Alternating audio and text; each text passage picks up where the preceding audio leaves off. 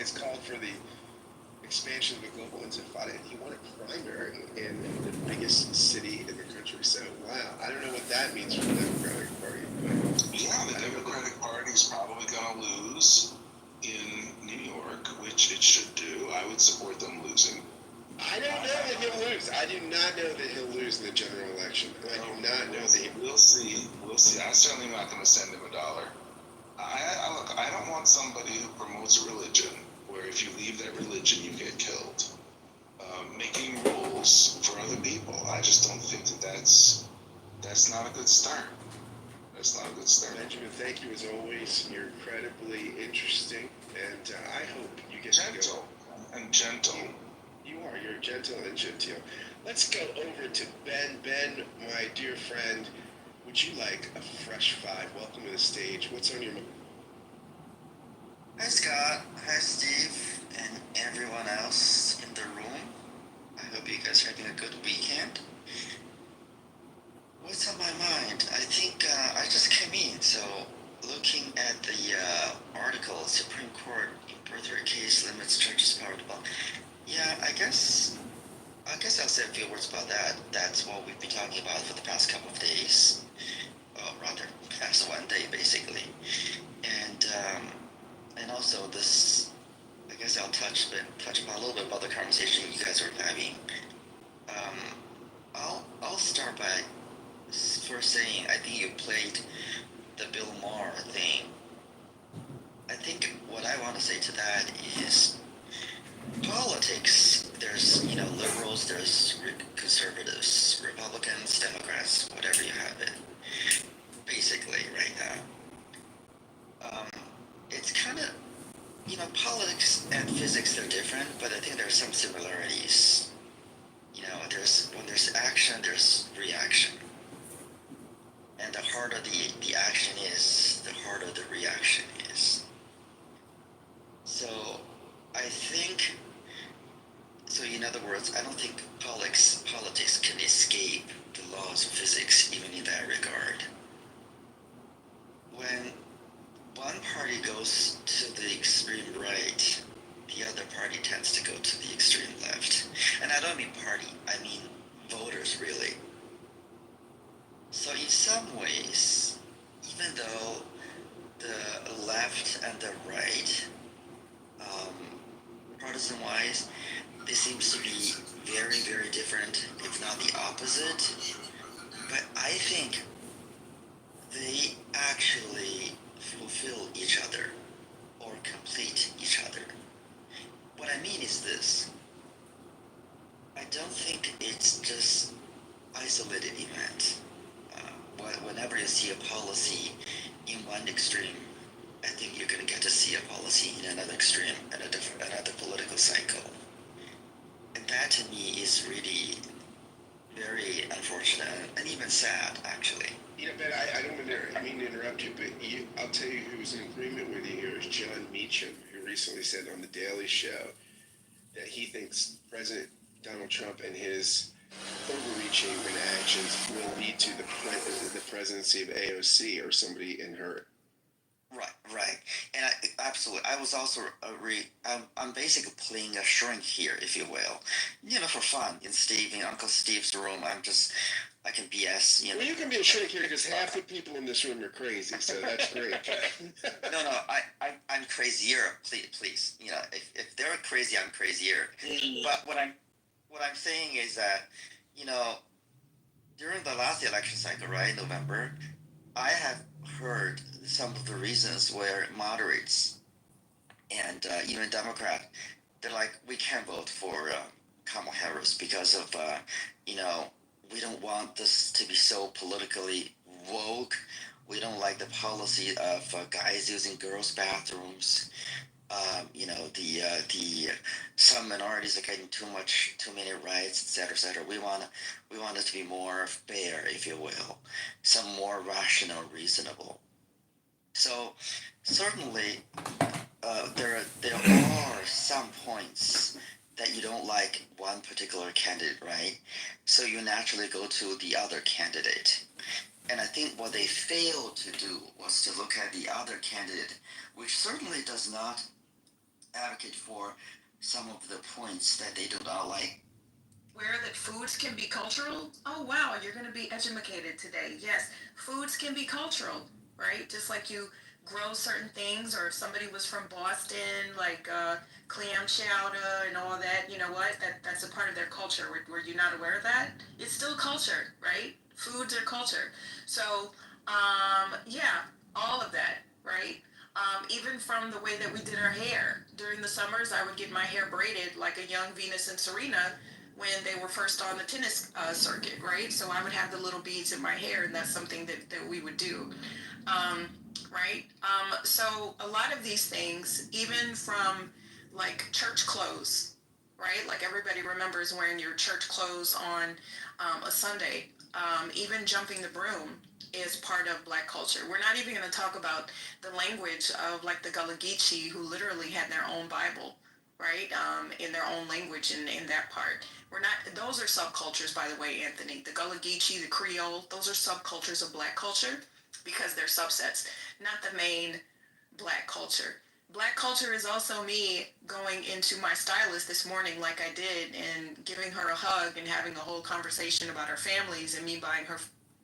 At least in my circle, that's some of the problems that I'm seeing. And the New York, the Manhattan, Mandani, that's his name. I think it's a good example. It's sort of an example or evidence, sort of proving, not proving, pointing to my quote unquote little theory there.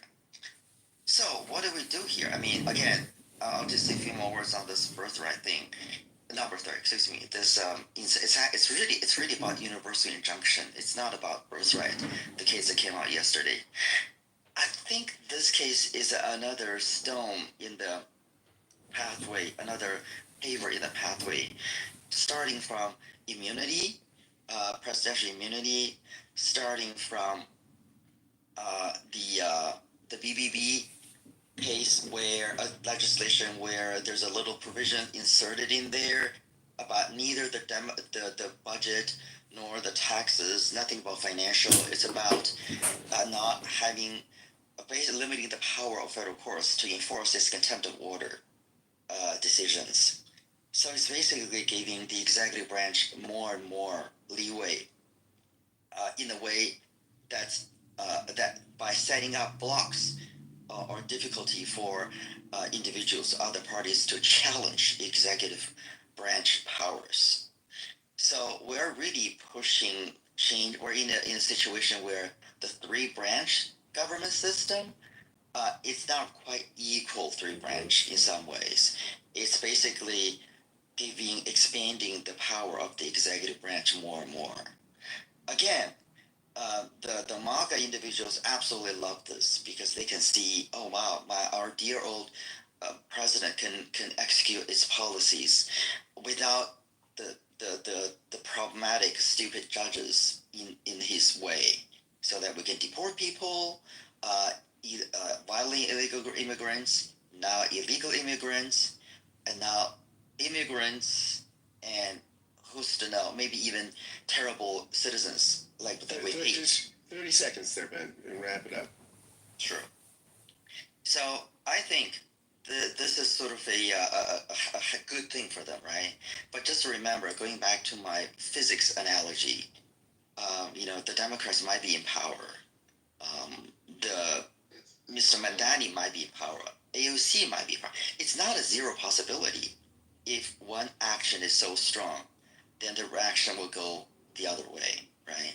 So that to me is really not something I think that represents American democracy or even the American exceptionalism.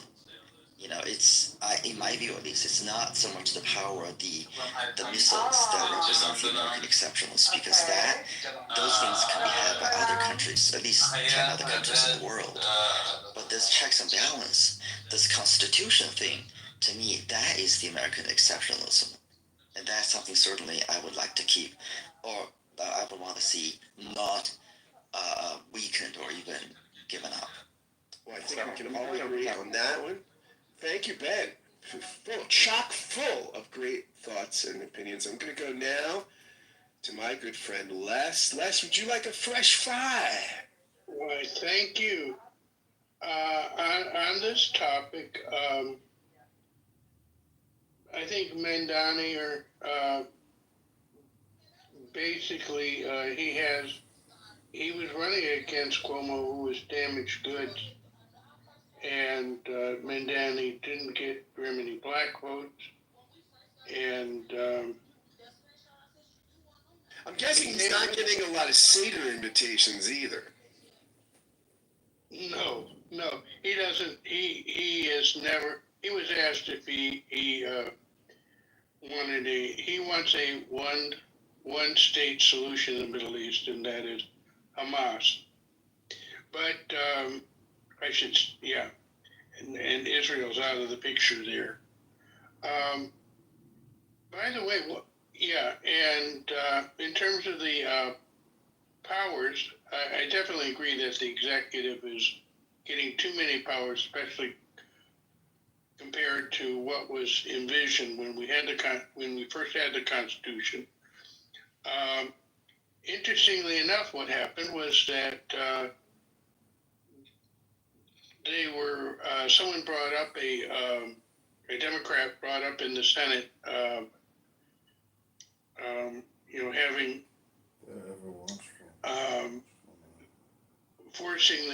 forcing any new thing happening in Iran, attack on Iran, having to go through the Senate, and the Senate did vote on it, saying no.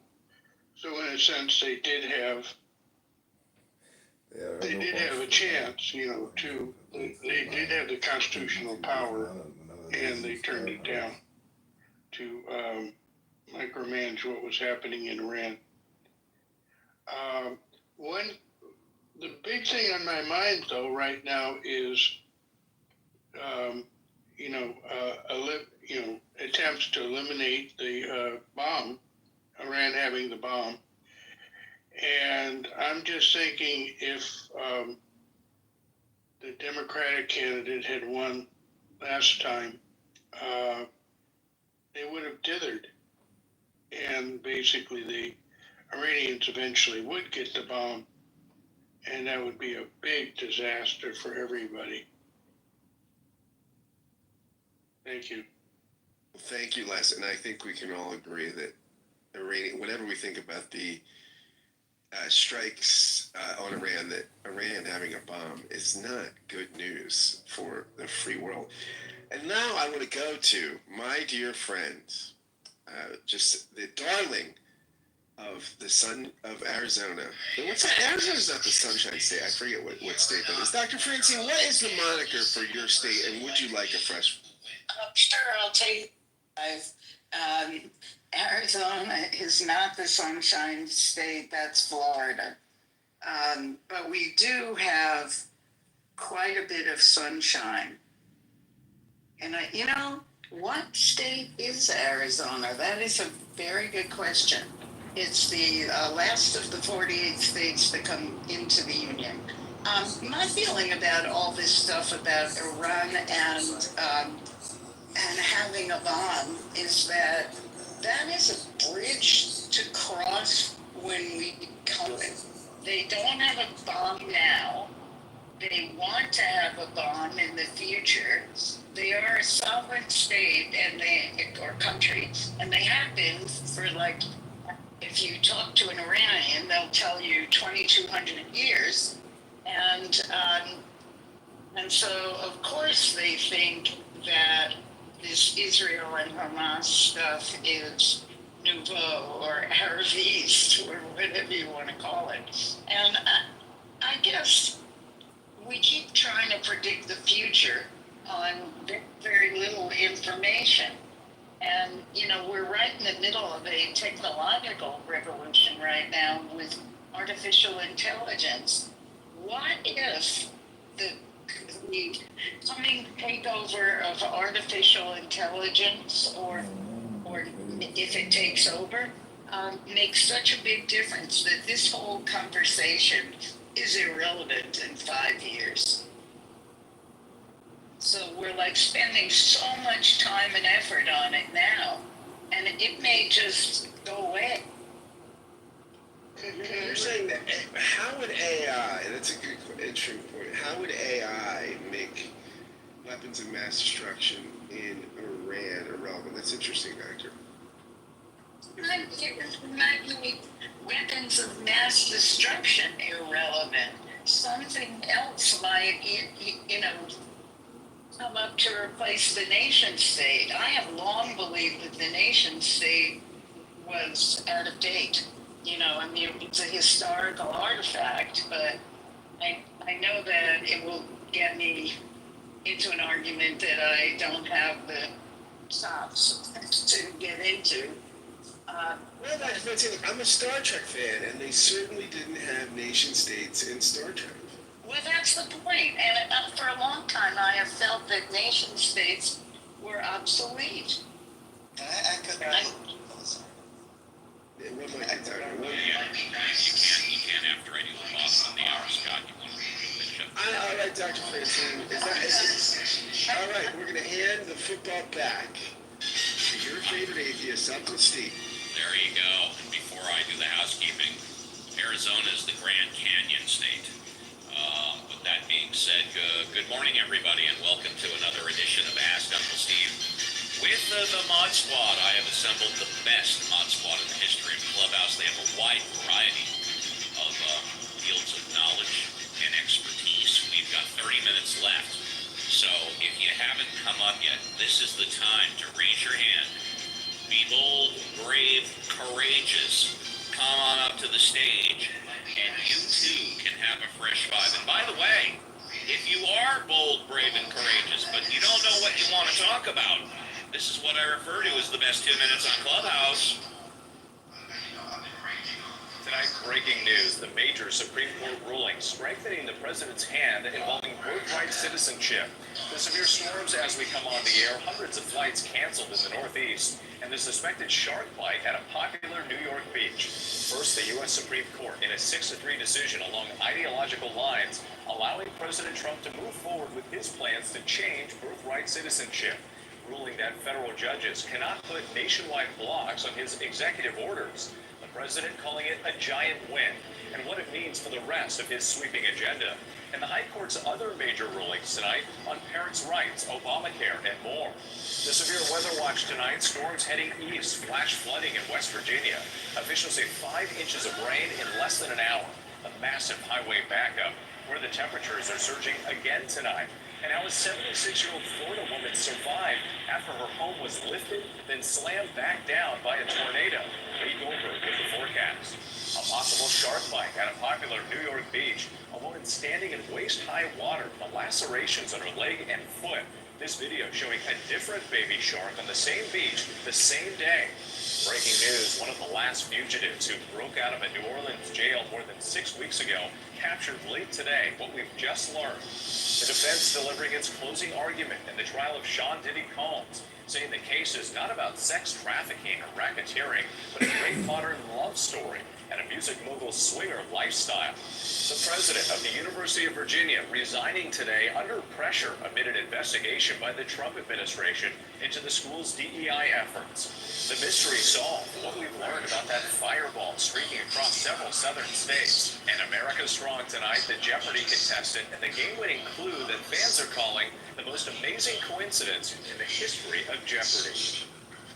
And, of course, I pinned at the top the Jumbotron about the ruling from the Supreme Court, which really doesn't address the issue at all. The Supremes punted because they didn't address the issue of birthright citizenship. So I'll talk about that for a minute.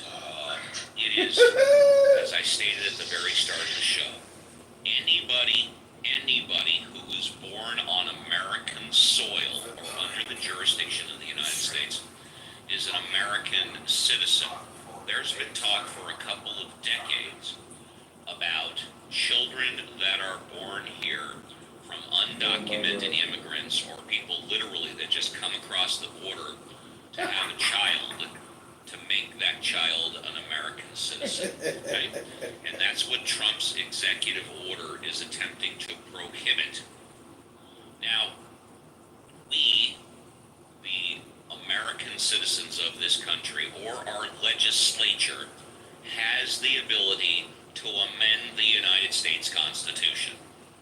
And if the American people want to do that, or the legislature wants to do that, all they have to do is pass an amendment. And if I'm not mistaken, I don't think that's subject to judicial review. I could be wrong, but I don't think so. You pass an amendment to the Constitution, even if it's arguably unconstitutional. I think that is the law of the land. So if we really want to change the Constitution, that's the way to do it. That being said, this is not the first we're going to hear of this, because we are going to see the administrative branch starting, this is my crystal ball now, starting to deport legally American citizens, even if they're babies, because they were born here, but they don't have one parent that's an American citizen. This issue will come up again. In my mind, at this point in time, it's clearly, unequivocally, 100% black and white, no gray. Any child that is born here is an American citizen, period, end of story, executive order or not. And there have been prior rulings by the Supreme Court that address this issue, if I'm not mistaken. A child born here of immigrant where one parent is not an American citizen, and the Supreme Court has ruled time and time again that that child under the Constitution is still an American citizen. So I say, if you want to change the law, you don't do this law by executive order. You do it by an amendment to the Constitution. Let's see, nobody is new on stage, so let's comment on that, Benjamin. Well, we'll let you comment in turn. Go ahead and come on mute. We'll go to you. Let's go to Reverend Scott. Reverend Scott, thanks for holding down the fort, as John would say, managing the jalopy. Would you like to comment? Yeah, I mean, look, this was decided in a Supreme Court case, right, in the 1890s, right, birthright citizenship. The Constitution, that people, that someone born here to parents who were not born here, Yeah. And are not citizens, is a citizen. So, I mean, I guess what we would need is an authoritative interpretation of the Constitution that overturned that decision in the 1890s. There was a Chinese American man whose parents were from China and California, as I recall. So, I mean, I think you would have to either have a law or you'd have to reverse that interpretation, which has been the authoritative interpretation since the 1890s. Hang on. We've got Romance is new, and I think El Normo is new also. If anybody new wants to come up, we encourage you to do so. Romance, you get a fresh vibe. Good morning. Welcome back to the show. Hi, how you doing? I did have a question. I'm not a legal scholar, but you guys might be able to answer it. I worked for a company that was kind of disreputable, and they would do things kind of like President Trump is doing. Like, they would do something they know is wrong until illegal first, and then, once you win in court, they said, oh, our bad. So if he does start deporting legal citizens to, like, who knows where, and they say, oh, that was illegal, what happens to those people? Like, I know the one guy, they said, oh, we can't get him back. So what if they deport like 500,000 legal citizens? And then the court finally rules, no, you can't do that, you gotta bring them back. And he says, too bad. Thanks, Amazon. Well, the remedy, the remedy for people against Donald Trump is impeachment. Now, that does not apply to other people in the administrative branch, such as his cabinet members, etc. But the only remedy that I'm aware of right now is impeachment. Yeah, but would that bring those people back when it's like Impeachment would not bring that person back. You'd have to do more than that to bring that person back or those people back.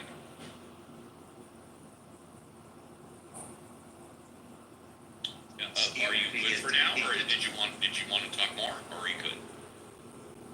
No, I didn't know if anybody wanted to discuss that part, bringing people back after they've been basically All right. sent somewhere and correct. Well, if anybody wants to do that, take a scratch piece of paper, make a note, and we will come around to you because everybody on stage gets to speak before the show ends. Let's go to El Normo. El Normo, good morning. Welcome back to Ask Uncle Steve and the Mod Squad. You get starting right now. A Fresh Five. Well, good morning, Uncle Steve, man. Let me just thank you for my fresh five. You're welcome. So, I couldn't tell from your tone if you thought I overdid that, but probably not. No, I don't think you overdid it. Well, thank you for the feedback. So, this is an interesting ruling because the first time I heard about his plans to reverse the stare decisis or to violate stare decisis, which for those of you playing along at home, that means precedent. Because there are a number of decisions that have supported the interpretation of the 14th Amendment to include people from other countries. The first time I heard about his intention, I thought, well, the language is pretty clear, and there's no way the Supreme Court would either violate the Constitution, as many feel that he's doing, or violate, at the very least, stare decisis, which is kind of the same thing. Which is why their decision does not affect his executive order. Please continue. Agree again. Good, and a good point. Their decision really pertains to nationwide injunction, so that's, in a sense, what we should be. Basically, and I know I'm interrupting you, but I think Okay. the point basically it weakens and lessens the power of federal judges to only rule on the plaintiffs in their case, which does not affect the entire nation. Please continue.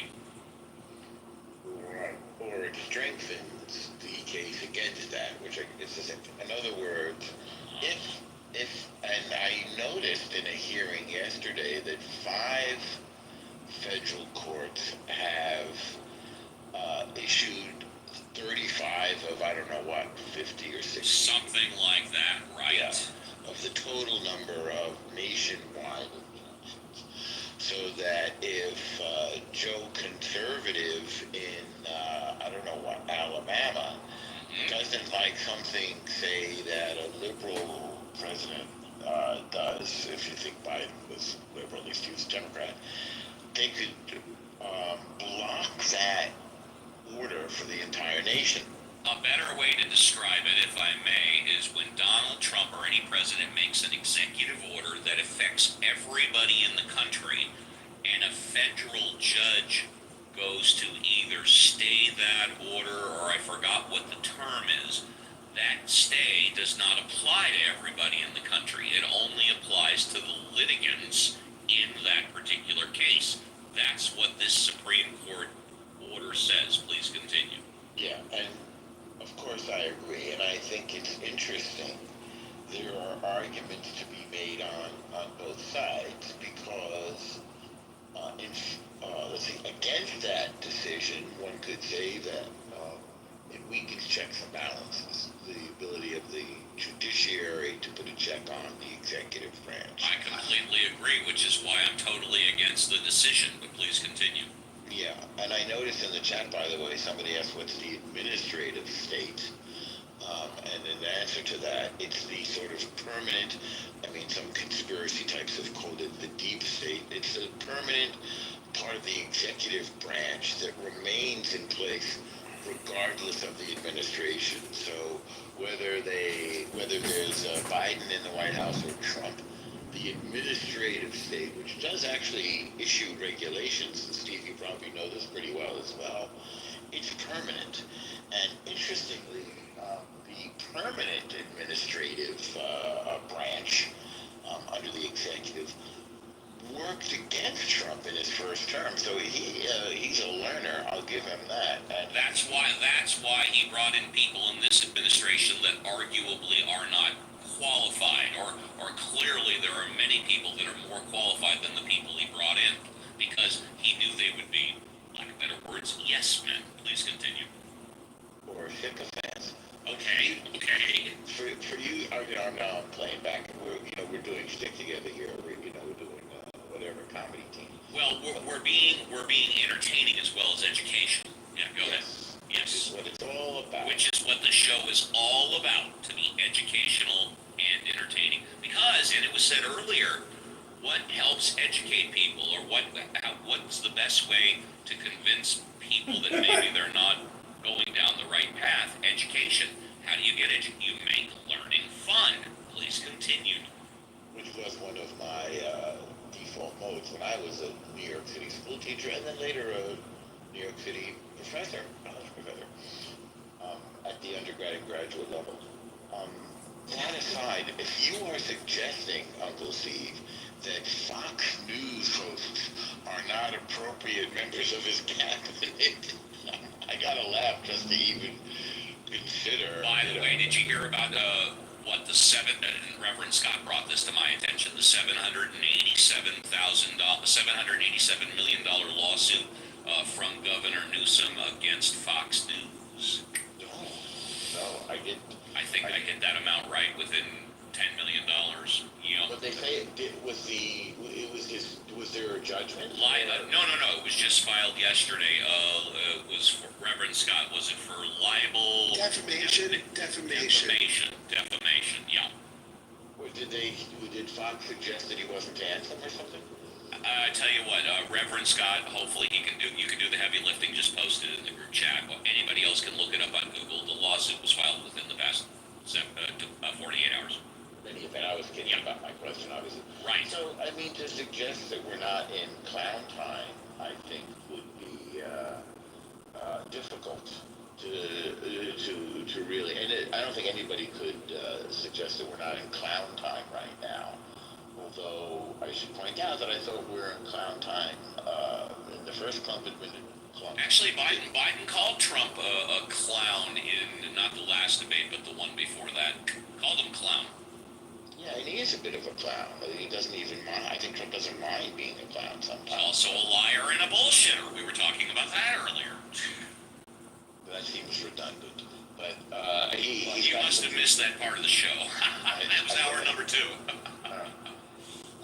He's got some funny dance moves, and he likes to fly B-2 bombers, apparently. At least has them on flights. First time United States has... and he likes to sexually assault women in the changing clothes of major department stores, Well, as I've maybe forgotten, but I know, I have to remember her name. E. Jean Carroll, I know her personally. I've known her for decades, and she used to brag about that rendezvous. So I don't know if I'd agree with that characterization, but be that as it may. I'm just reporting what the jury came back with in the jury's findings, that's all. Yeah, in a civil case, awarding her money, not... For sexual assault, for being sexually assaulted in the changing room of a major department store. Yeah, based on... I didn't say I agreed with the decision. I'm just reporting the facts in an educational manner, that's all. It's very educational. I just want to make clear that he has not been accused of any criminality. You mean he hasn't been accused? Yeah. You said she. In that regard. Oh, sorry, maybe I slurred. He has not, and this case was funded by Reid Hoffman, if I'm correct. And unfortunately, we have to end our shtick, so I'm going to go on mute and give you a few more minutes. That's going to give you about a fresh 10. Yeah, go ahead. Oh, nice.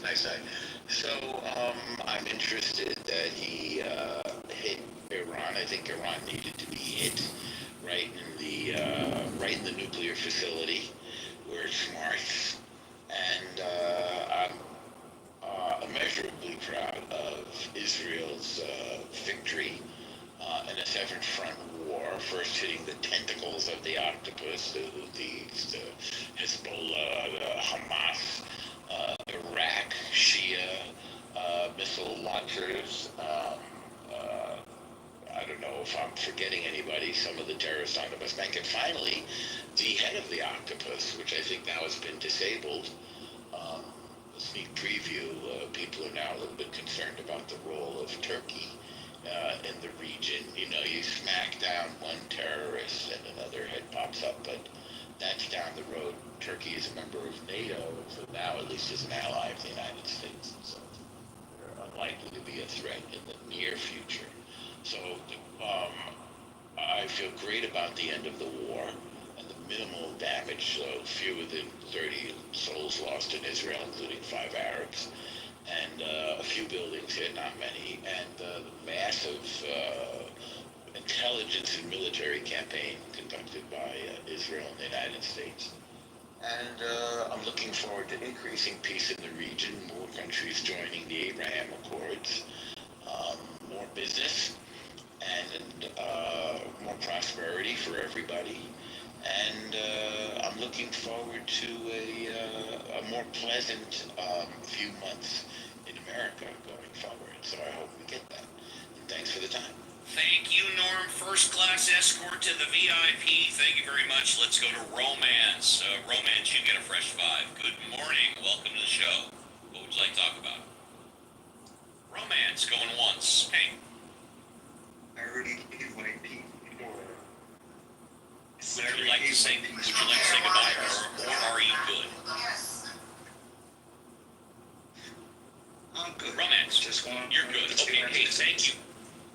You got it. Thank you very much. First class escort, VIP. Let's go to Chase. Chase, would you like to say goodbye?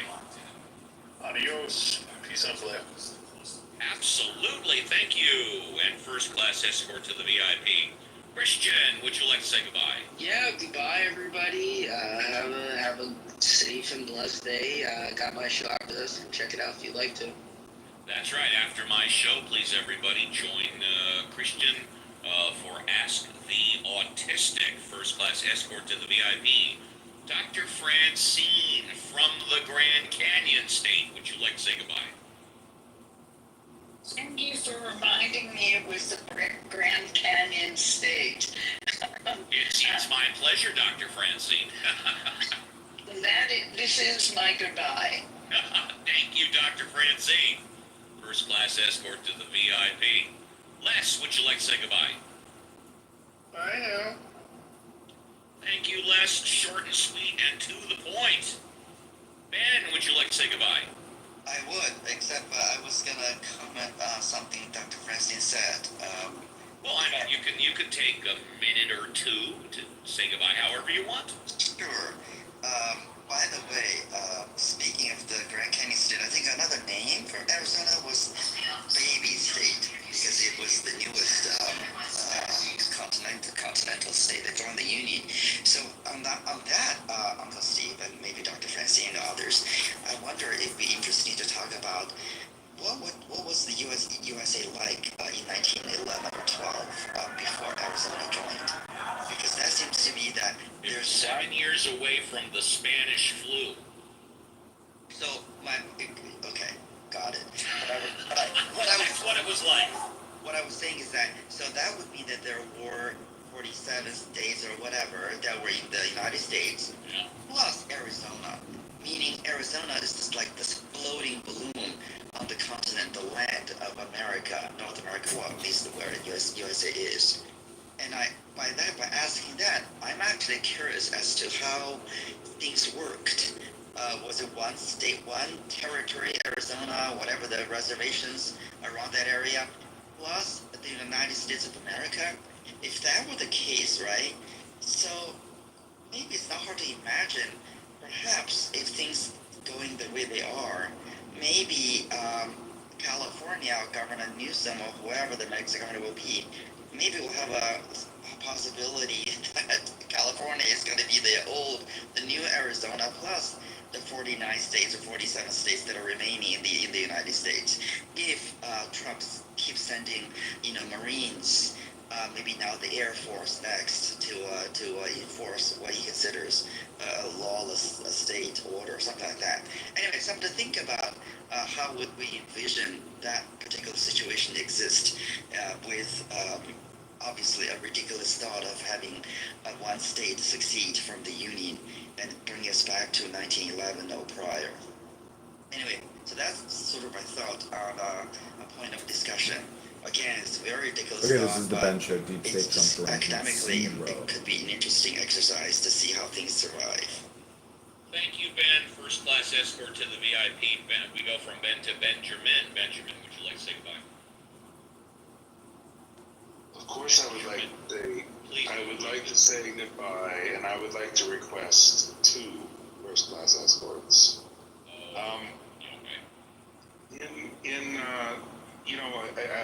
I want to say, if you have a religion that threatens people, kills people, if you leave that religion, if there's a rule that if you leave the religion you should be killed, then you should probably lose your religion.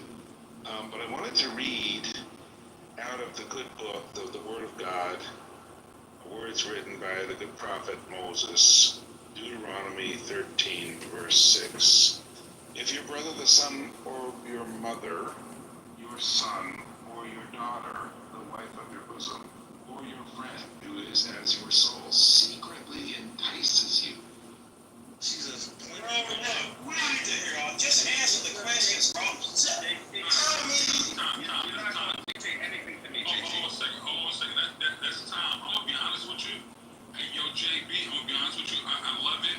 But I got to be honest with you, JB. What I just witnessed was Anthony dodged the question. Now, I got to keep it real with you. Should we give hold on a second. Hold on a second, John. Let me quick you this. Hold on a second. Hold on, I got you, brother. Put a 1 in the box if you think we need to give him 2 minutes on the clock, yo. Hold on a second. Hold on a second. No, King. You said King.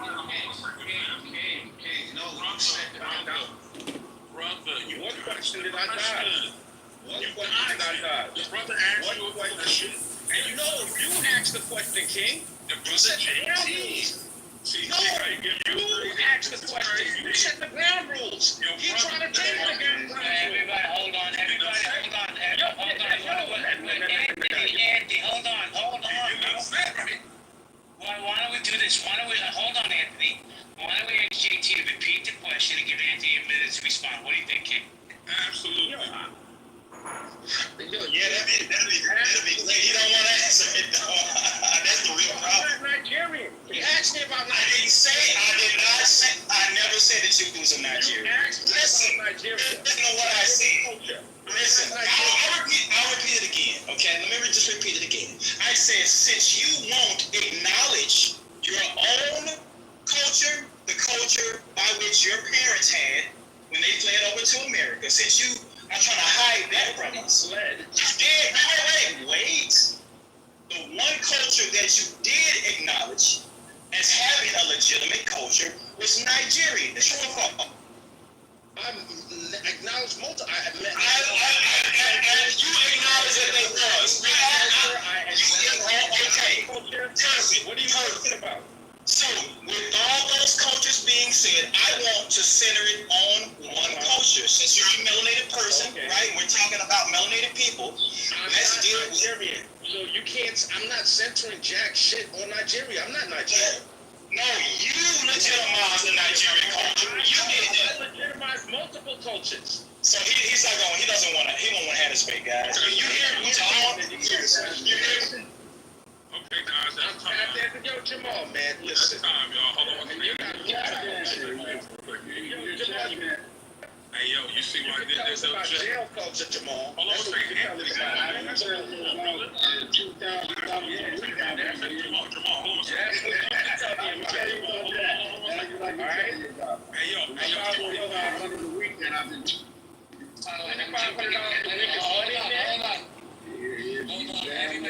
Jamal, hold on a second. Hold on, Jamal. Yeah, I'm going to tell you what I noticed. This might trigger some people. Please don't come off your mic. Mods, if somebody comes off the mic, just move them down. I don't care who it is. Anthony didn't want to answer the question. He tap danced around it. That's just what I heard. And Anthony, you've read the lowest hanging fruit about Jamal knowing prison experience. What about me? You want to bring that to me? Because I know about prison experience. I talk on it all day. Stop deflecting. Stop tap dancing around the questions. You like to bring the smoke, but you don't like to get the smoke. And that's a fact. Patient, hold on. I'm going to move you down because I said everybody comes off mic, they get moved down. You're entitled to your opinion. What you're not entitled to is be disrespectful to the space. Because we've been having this conversation for about 5 hours, and it's been going pretty well. So I'm gonna do is I'm gonna hand it back to King because I don't know if he was done with that. Guys, I'm gonna tell you this now. Anybody uses the N-word, I don't care who they are, they get moved off the stage. Let's respect the space. Getting back to you. Yo, yeah, I was gonna say, JB, I'll be honest with you, I thought it was gonna be good, but I noticed my brother Anthony kind of tap dance around that. I think JT got that. But to the audience, if you want to give them another 2 minutes, please put a 1 in the box. I'm not giving Hold on a second. I'm done. I'm done. I'm just saying that there's no need for the audience to speak. I'm telling you, I'm done, kid. The game is rigged. I'm not playing your rigged game. Hold on one second, y'all. Let me tell you something. Your brother said it was no black culture. Your brother JT came in swinging. Asked him a question, the brother danced around it. Now he has no decorum. Look at this brother. Look at his ignorance. Look how he gets upset because the brother JT cooked the souffle or put the seasoning on him. Shout out to black culture. This is what I'm talking about. And that's why I wanted to do that. Thank you, Anthony, for showing your hand. And thank you, JT, for participating. And shout out to the brother Anthony, too. Back to you. Already, King, appreciate that, Doc. Can I answer the question? You can hold on a second. Hold on a second. Listen. Okay. Great, Mr. Makerbauer. Hold on a second. Because we have Richard White on stage, who I'm going to go to next, and then I'm going to go to I.A. Lewis. And I want to say to my lady mods, ladies, anytime you want to jump in, you're a mod. Be my guest, Chaotic, Lisa, you. I got you. I know your voice very well. Richard, how you doing? Good afternoon, sir. Yes. I was thinking as I hear, especially I appreciate the question always, but whenever I hear, I know in all of our different views, one thing that I find that is interesting about us, and specifically Black America, when we are raised about, the question about Black culture comes up, and regardless of how it comes up, we never talk about the political culture. We never talk about the belief system that Black, quote unquote, Black Americans have developed. We talk about behavior, and I like to, in my arrogance and ignorance, like to ask us to raise that sometimes, because don't we have a political culture? Isn't our political culture primarily been revolutionary in America? I mean, when I say political and I say revolutionary, isn't it based off a series of beliefs that as America was designed, it was either for some incomplete or incorrect, and that we actually then created behaviors like petitioning, like demonstrating, like organizing in order to change the fundamental structure. Isn't that a part of Black political culture that is specific to Black America?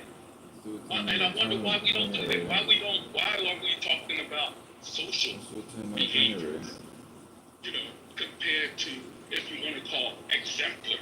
Because it wasn't the whole thing of anti-slavery as a political ideal in the American structure, a structure, not just some movement.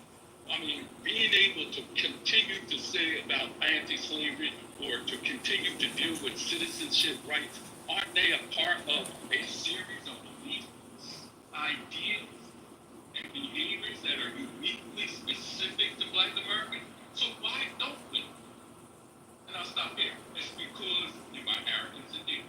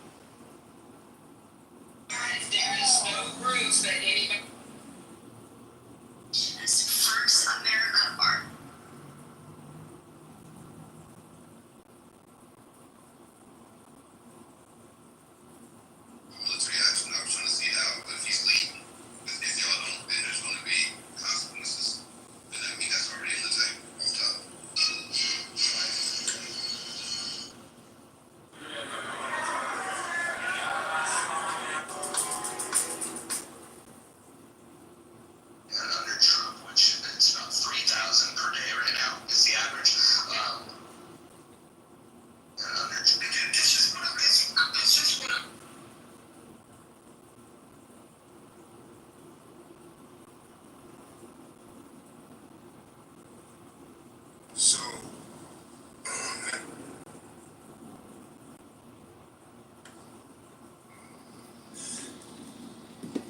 black culture is absorbs everything. Is that my friend? Uh-oh.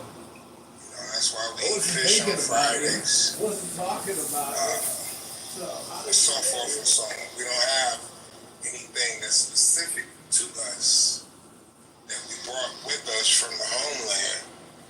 Like it used to be a time that, when you got sick, great-grandma could go out and get some weeds out the ground and some bushes and they could make some tea and you would feel better. We don't have that anymore. So the black culture is an American culture. It is absorbing of American, and so that's why it's unique to America. Because the way the blacks in America act, we act no different, or we act uniquely amongst ourselves as opposed to other melanated people throughout the country, throughout the world. So the culture, I guess we could call it culture. It's nothing that's unique of our own. It's just what the experiences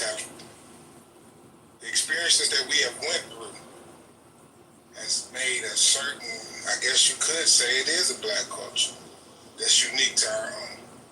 Nowhere else in the world. So that's my submission. Thank you, I appreciate you. Jamal, hold on, I got you. I just gotta say something real quick. Gang, CO, Lisa, I got to bounce in a few, but you guys are more than welcome to keep the room open. Jamal's been patiently waiting, so let me go to Jamal. Jamal, go ahead, man. And then Haitian, that's sweet. I start to really think and go a little deeper with my thoughts, and I say, well, how many hundreds of years does it take to create culture? I mean, we know we've been here for 500 years. I don't know what 1,000 years is, but we've been on this land half of 1,000 years at least. And so, how many years does it take to create culture? Not only that, we work this land. Rice, wheat, tobacco, cotton. We worked the land and settled the land that our feet are under right now. I drive across this country and we've settled this land. I don't know how many years it takes to create culture. If we don't have a culture, if you can't define the things and the attributes and the qualities that we have given to society here in America and all over the planet, if you can't describe in the last 500 years, we were just saying Anthony was tap dancing. But the reality of it is we created that. That's an art form that we created in dance. So how would it be any different than ballet? So I'm scratching my head and I'm trying to figure out, we act like we just popped up on this motherfucker last week. Yes, we have a culture. Yes, we have a culture. Not only do we have a culture, we have the most unique culture on the planet Earth. Because we took what was forced upon us as a people. Domestic and arms. We took that and turned it into lemonade. Well, lemonade was created by us too. So I guess that's part of our culture too. And we made peanut butter sandwiches out of it. Now, hold on, let me scratch my head for a minute. Well, we created peanut butter, so I guess that's a part of our culture too. So how dare you, Anchor Baby, speak upon my culture when you can't name 5 things that your culture has created that could surpass the things that we have taken from a negative experience on the planet Earth and turned it into good and started head spinning on it. And we created that too. Head spinning and windmilling. And now they give gold medals for that. So how the hell could you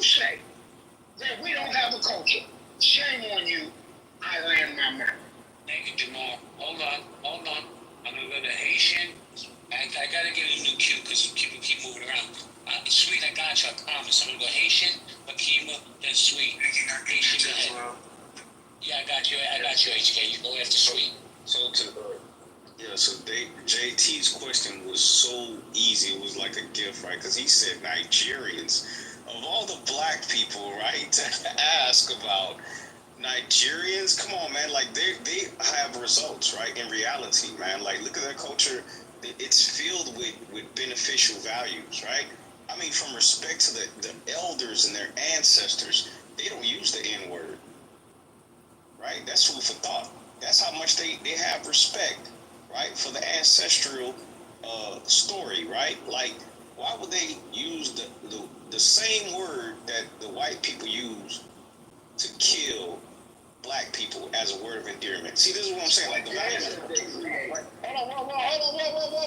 whoa, brother, calm down. I know you. Name a Nigerian dance. Wait, hold on, wait, man. Come on, bro. Yeah, it's coming.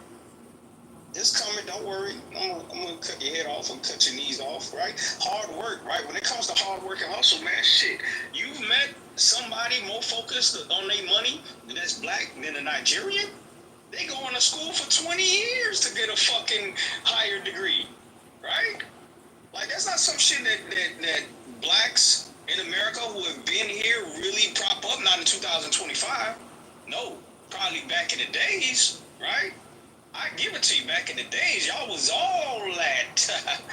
But nah, man, shit, y'all ain't trying to do that, all that, going to school and shit. Y'all know y'all ain't. Y'all trying to take the bag. Y'all hold on, wait, shit. Wait, y'all trying to take the border. And take this anchor baby to the border. Jamal, respectfully, he didn't interrupt you, bro. Go. Who now? Yeah, don't come off the mic and when people are speaking, we've already said that. Hey, Dave, before we go to the next person, I know Sweet was in the queue and somebody else is in the queue. He was next. I've been next many times, but I'm after Hakima supposedly. Okay, Sweet. Yeah. Hey, let me just say this really quick, man. I don't know if people that were on stage heard me earlier. This has been a really productive and positive conversation for the most part. I know we centered part of it around Anthony, but I think you represent a mindset that we need to address culturally for all people, not just black, not just, African American, but American, just culture and humanity in general. We need to address those mindsets. But I just want to go back to the academic point that I still think gets lost in here. When we say or have conversations about black culture or racism or systemic racism, and people come on and say it doesn't exist, or they start talking about who's degenerate, that's not the conversation that is being argued or litigated, because black exists, culture exists, therefore black culture has to exist. The barometer for what's considered culture or community is not some super high bar to reach, right? There's cultures, they have a frisbee culture, because my daughter was a captain of the ultimate frisbee team at her school. I know it sounds suburban, it is, but that's a whole other thing. So what I'm saying is, to sit on the stage and we argue and feel like we have to defend our self-identity and give a long history of who we are, it speaks to how our brand is literally subjugated, oppressed, and discriminated against. This is to some extent indicative of the racist attitudes of America, that people can deny that black culture exists, almost as if black people aren't a thing, right? So I just want to be, just temper the room to say, when people ask, does black culture exist or does Nigerian culture exist, they're really saying something different than just run down the history, tell me what dances you started, who started jazz, and all that kind of stuff. Those are great history, and I think this conversation has been beautiful, and I've learned so much from so many people. But what we're saying is that black is an ambiguous term. It really is. So they're basically arguing to me nationalist tropes that are anti-black, but they don't understand how it got into their mentality. So I'll close by saying this. Just to know that when we're having this conversation, it's more a linguistic conversation. Where we need to do better as a culture, as an American culture, as a subgroup of cultures, is making sure that we never let anybody deny the reality of black culture and let them deny our existence. We know the history of slavery. And when we're talking black culture, I think a better response is that, hey, look, guys, black is still being defined because cultures evolve. Whatever. I'll leave it there. I don't want to go into it, man. But it just, first we get in this room and have these antagonists come in and say there is no black culture, and now we got to spend a lot of hours defending and talking about what we did and why we're valuable and stuff like that. We got to stop having to do that. So, liberty stirs once more in the womb of time. I want to give you your flowers. I don't know you. You don't know me. We may not ever see each other, but when you die, at least I gave you flowers. Wait, I want to give you a flower. I love you, John. Stay amazing. I gotta go.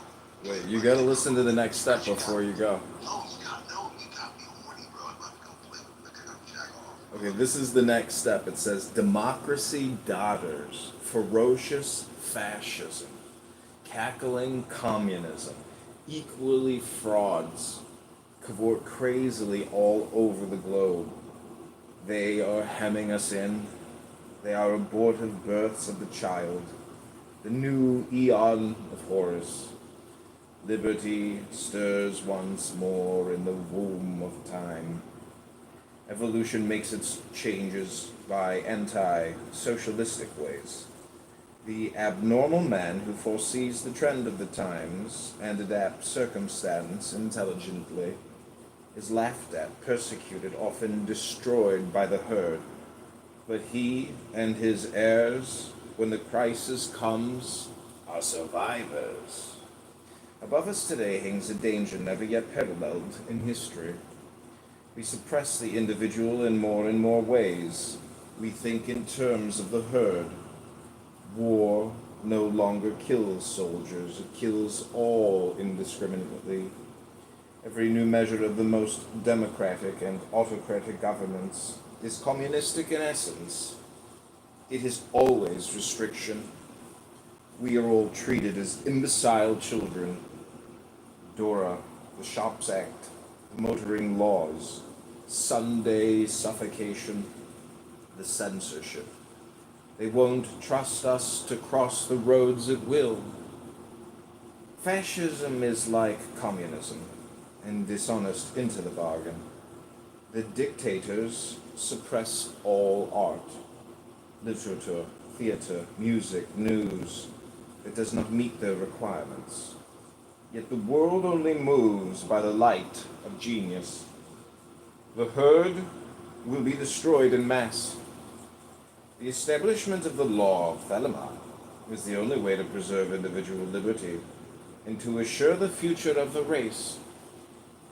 In the words of the famous paradox of the Comte de Felix, the absolute rule of the state shall be a function of the absolute liberty of each individual will. All men and women are invited to cooperate with the Master Therion in this, the great work. Om.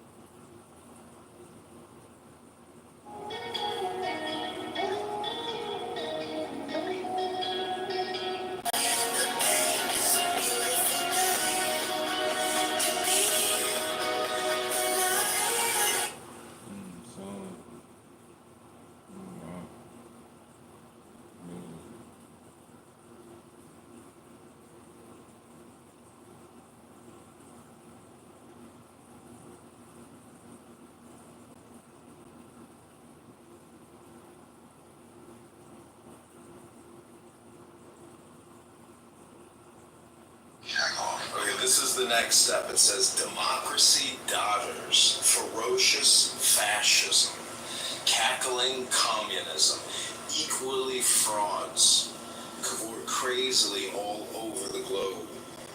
They are hemming us in. They are abortive births of the child. The new eon of horrors. Liberty stirs once more in the womb of time. Evolution makes its changes by anti-socialistic ways. The abnormal man who foresees the trend of the times and adapts circumstance intelligently is laughed at, persecuted, often destroyed by the herd. But he and his heirs, when the crisis comes, are survivors. Above us today hangs a danger never yet paralleled in history. We suppress the individual in more and more ways. We think in terms of the herd.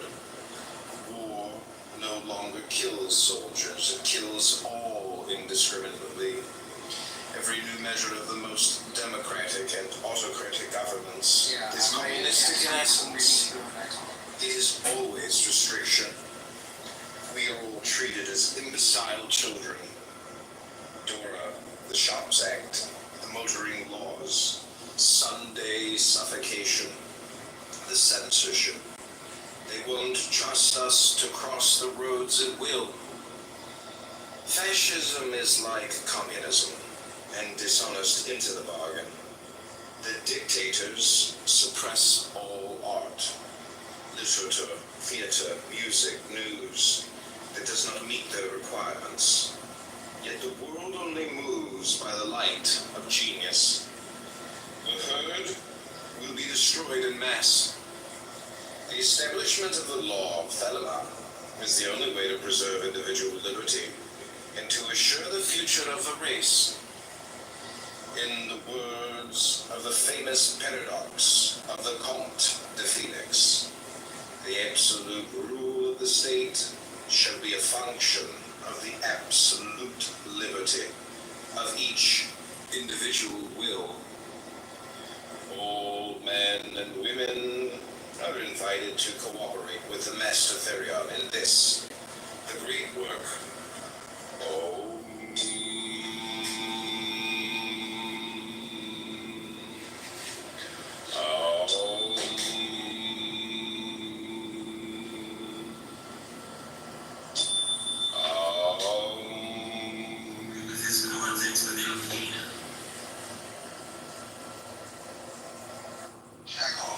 This is the next step. It says democracy dodders, ferocious fascism, cackling communism, equally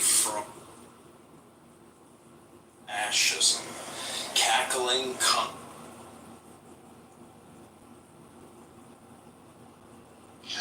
Okay, this is the next step. It says democracy.